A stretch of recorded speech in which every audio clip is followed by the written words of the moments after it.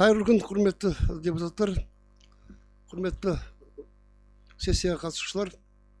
Мына енді қасиетті Рамазан айында сессия өткізуді Алла насip еткен екен. Біріншіден қасиетті Рамазан айы бәрімізге құтты болсын. Осы қасиетті Рамазан айында Алладан не тілесек тілеуіміз берсін. Ниеттеріміз қабыл, мұраттарымыз асыл болсын, дерттерімізге шипа берсін.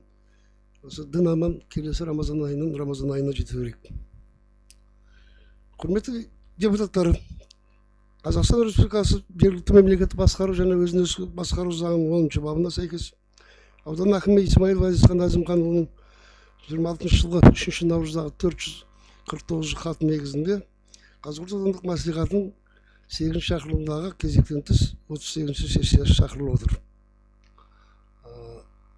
Сессиямызға 14 депутатымыз қатысып отыр. Яғни сессияны ашуға құзырлымыз. Ашу жөнінде қандай ұсыныс бар? Ашылсын деген ұсыныс түсті.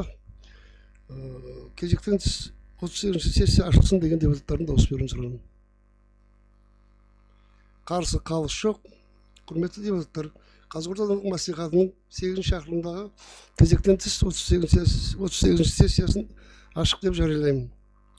Бүгінгі сессиямызға аудан әкімі Исмаил Ғазизхан Әзімханұлы, аудан әкімінің орынбасарлары, дербес бөлім басшылары, ауыл округ әкімдері, аудандық кірістер басқармасының басшысы және бұқаралық ақпарат құралдарының өкілдері қатысып отыр. Құрметті депутаттар, сессиясын өткізуімізге төмендегіше регламент ұсынылады. Баяндамашыға 10-15 минут, жарыс сөзге шығам қосымша баяндама жасайым деушілерге 5-10 минут, анықтама, мәлімдеме жасайым дейтін депутаттар үшін 3-5 минут аралығындағы регламент ұсынылады. Регламентке қосуларыңыз бар ма? Онда кезектен тыс 38-ші сессияның регламенті бекітілсін деген депутаттардың дауыс беруін сұраймын. Қарсы қалыс жоқ. 8 шақырымдағы кезектен тыс 38-ші сессияның регламенті бекітілді. Құрметті депутаттар, 8 шақырымдағы кезектен тыс 38-ші сессиямызға күн тәртібіне төмендегі мәселелер ұсынылады.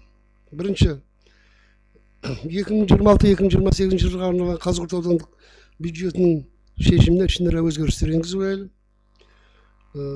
Күн тәртібіндегі екінші мәселе Қазығұрт ауданы Алтынтөбе ауыл округі, Тұрбат ауыл округі өндіріс елді мекенінің шекарасын өзгерту және белгілеу жайлы. Қосымша күн тәртібінде қосып алуларыңыз бар ма? Құрметті депутаттар, күн тәртібіндегі мәселелер бекітілсін деген депутаттардың дауыс беруін сұраймын. Қарсы қалыс жоқ, күн тәртібі бекітілді.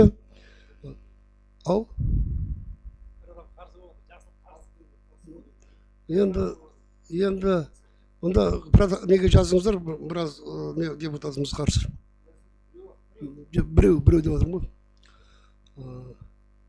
Құрметті депутаттар, онда күн тәртібіндегі бірінші мәселеге көшсек, 2026-2028 жылдарға арналған Қазығұрт аудандық бюджетінің шешіміне ішінара өзгерістер енгізу жайлы. Сөз аудандық экономика және қаржы бөлімінің басшысы Сайлау Сейдірахым Бекауылына беріледі. Жаңа біз бір 40 минуттың төңірегінде егжейлі-тегжейлі талқыладық. Өзімізге қажетті сұрақтардың бәріне жауапты алдық. Тағы да қосымша сұрақтар болып жатса, Сайлау Сейдірахым Бекауылы жауап беруге дайын.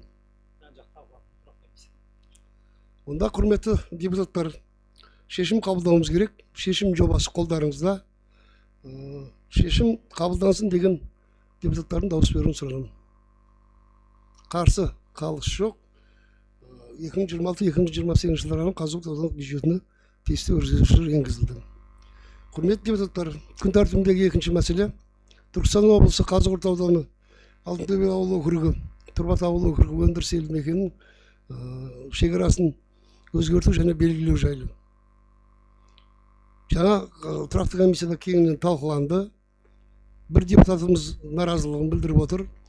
Қосымша сұрақ болса, аудандық жер қатынастары бөлімінің басшысы Әлсейіт Сәбит Ақылбекұлы жауап беруге дайын.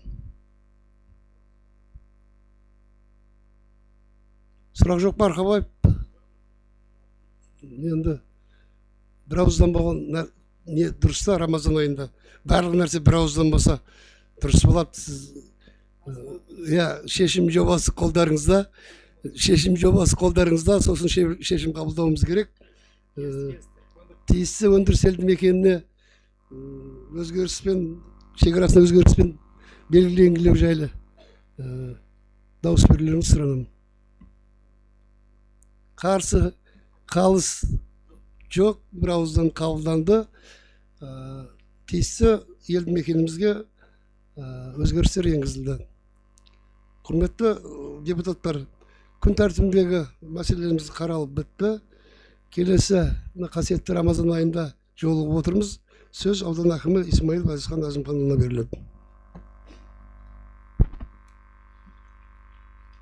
Құрметті төраға, құрметті мәслихат депутаттары, құрметті мәжіліс қатысушылар, бүгін өздеріңізбен 8-ші шақырылымдағы кезекті тыс 38-ші сессияның қарауына жиналып отырмыз. Күн тәртібінде жаңа екі мәселе қаралды. Енді өздеріңіз жаңағыда егжей-тегжейлі тұрақты комиссия қараған боласыздар. Енді бұл жердегі екеуі де маңызды санаймын. Себебі біріншісі бюджет болса, екіншісі жалпы тұрғындар тарапынан өтінішке байланысты сол мәселені қарап жатырмыз. Соны орындаймыз деп, күн тәртібіндегі аталған мәселелерді қолдау білдіргеніңізге алғыс айтамын.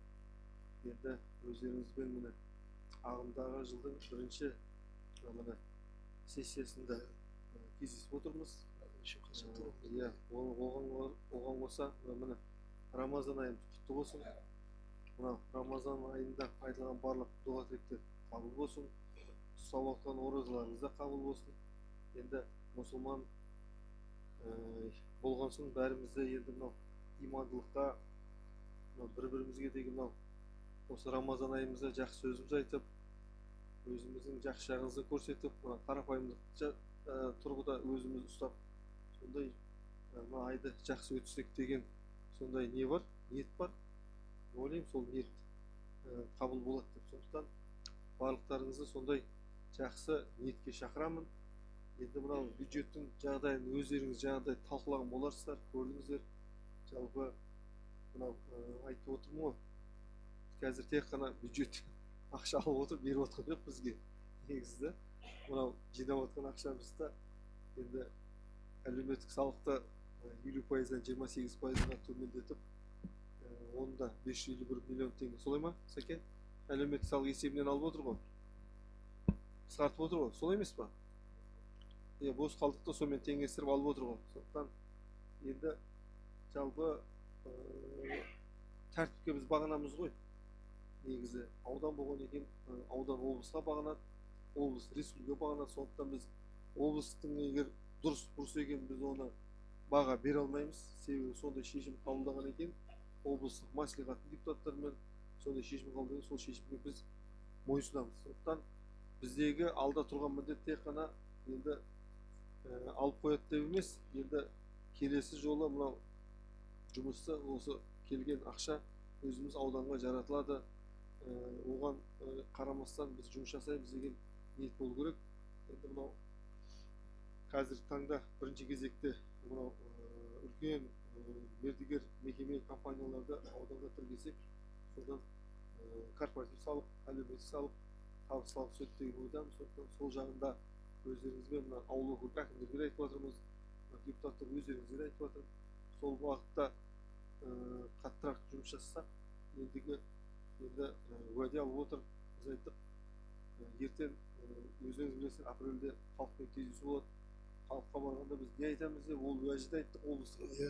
Енді олар да айтып отыр, кезек күтілмейтін мәселе болып тұрған екен, алып отырмыз. Енді сессияда қайта береміз деген сияқты айтып, алма кезек деген мәселе айтып жобасын қойды, оны да көрерміз. Көрінген тауын алыс жоқ дейді, майда сессия болады дейді, сол кезде тағы да әлеуметтік салық көтеріп береміз деген сондай бір үлкен үмітте отырмыз. Бірақ оған қарамастан жұмыс жасауымыз керекпіз. Сондықтан мынау өздеріңізбен біргелікте жұмыс жасайын деген ойдамыз. Одан қала берсе мына Рамазан айымен тұспа-тұс мынау саяси науқан жүріп отыр. енді ол саяси науқанға өздеріңіз де атсалысып жатсыздар. Оның басқасында мынау Тәкең жүр, Исекең жүр, одан ардагерлер кеңес төрағасы жүр, Сәкең. Ол сіздерге Ауылдарда депутаттарымыз қосылып жатыр. енді жалпы қосылып отыр ғой. Дегенмен басты рөлде өздері жүрсіздер ғой. Соған енді жалпы өзім атынан алғысымды айтамын. Енді ол тек қана депутаттар сіздерге бекітілген жұмыс емес қой. Коалиция деп отырып, ол бәріміз біргелікте бір жағадан басып, бір жерге қол шығарып жұмыс жасауымыз керекпіз. Себебі бұл өзгеріс емес, бұл жаңадан қабылданып жатқан конституция, өздеріңіз білесіздер, жалпы 84%-ға жаңарады, 84% деген жаңа конституция қабылдаймыз деген ойдамыз. Сондықтан 15 наурызда бәріміз осы ауданға келіп, құрметті депутаттар, 15 наурызда өздеріңізбен әрбір жаңағыдай сайланған учаскелік округтеріңізде болып, жалпы белсенді түрде халықты сол неге сайлауға шақырып, соны әйтеуір атсалысып, енді бұл жерде бір мәселе, мынау мемлекет басшысы сондай шешім қабылдап отыр, сондай бастама көтеріп отыр, сондай реформа жасау керек деп отыр. Соны біз қолдауға міндеттіміз деп ойлаймын. Себебі біз көшеде отырған мемлекет қызметкер, одан қалайымызда сіздер де мына халық қолдаусыздар. Себебі сондықтан бәрімізде түбіне келгенде жалпы президентімізді, мемлекетімізді қолдауымыз керек деп ойлаймын. Сондықтан сіздерде мынау алда келе жатқан саяси науқанында 15 наурызда сол сайлау қатысады деген үміттемін. Ары қарай енді жаңа айтып отырмын, жоспар көп, міндет көп. Соны өздеріңізбен сіздер болып, біздер болып жұмыс атқарамыз деген сенімдемін. Рахмет. Шын мәнінде Назихан Назымханұлы айтқандай, құрметті депутаттар, өздеріңізбен де бірнеше рет ауыл-ауылда талқылап жүрміз. Осында Назихан Назымханұлы, осында отырған әрбір халық қалаулысының артында 3 мың 3,5 мың арасында сайлаушыларымыз бар. Сол себепті енді бәрі сауатты азаматтар, үгіттеудің қажеті жоқ. Мынандай саяси науқаннан қалуымызға болмайды. Бұл мемлекетіміздің құнды төл құжаты. Сол себепті өзіміздің, әрбір сайлаушыларымыздың дауысы маңызды. Оны біз дұрыс түсінеміз. Құдай қаласа депутаттардың атынан айтқан болар едім, бір кісідей қатысып дауыс береміз деген ойдамын. Құрметті депутаттар, Қазығұрт аудандық мәслихатының 8 шақырылымдағы кезектен тыс 38 сессиясында қаралған күн тәртібіндегі мәселелердің бәрі қаралып бітті. Анықтама беремін. Мәлімдеме жасайын дейтін депутаттар бар ма? Өткізу барысында. Менде бір сұрақ бар еді Азекеңе. Азеке қалайсыз? Биыл жеке құрама әскер батальонының Тәжік ауған шекарасынан шығарғанына 25 жыл болып отыр. Бір өзіңіз уәде еткендей өткіземіз деген түрі биылға қалып отыр. Өткен ширек ғасыр 25 жыл. Міне бүгін көріп отырсыздар, Әзербайжанның өзін уже ракета түсіп жатыр. Елбасына күн туғанда патриоттық сезім оятатын ол бірден бір біздің қоғамдық ауған соғысы, Тәжік ауған соғысы ардагерлер. Сондықтан да марқұмдардың бізде 49 жігіт қайтыс болған, сол жақта соның рухына 11 апрельге Құдай қаласа үлкен қылып іс-шара өткізерсек, атқарушы билік болып, өзіміздің мәслихат болып, басқа аудандардың бәрін сіздерге чаттарыңызға жіберемін. Қалай өткізген аудан әкімдігі бар, мәслихаттың төрағасы бар, басқа депутаттар бар. Соны бір 11 апрельге өткізерсек. Қаржы өткізейік. Енді ол бір қаржы келіп тірелетін шығар. Қаржы былтыр өзі Әзекеңнің уәдесі бар. Әзекең қанша уәде беріп еді? Өзі уәде Құдайдың атынан. Жаңа жыл деді, 10-дан үндемедік. Енді ауызшарға шақыратын жерсек тағы үндемедік. Енді істейін жер. Әзекең. Жасаймыз. Әзекең. Жасаймыз. Добро ма?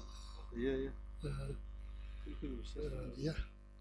Құрметті депутаттар, қосымша тағы да осындай анықтама, мәлімдеме жасайым деп, қасиетті Рамазан айында бір тілек айтамын дейтін болса, ондай жоқ болатын болса, құрметті депутаттар, бүгінгі Қазығұрт аудандық мәслихатының 8 шақырылымдағы кезектен тыс 38 сессиясы өз жұмысын аяқтайды. Келіп қатысқандарыңызға алғыс білдіреміз.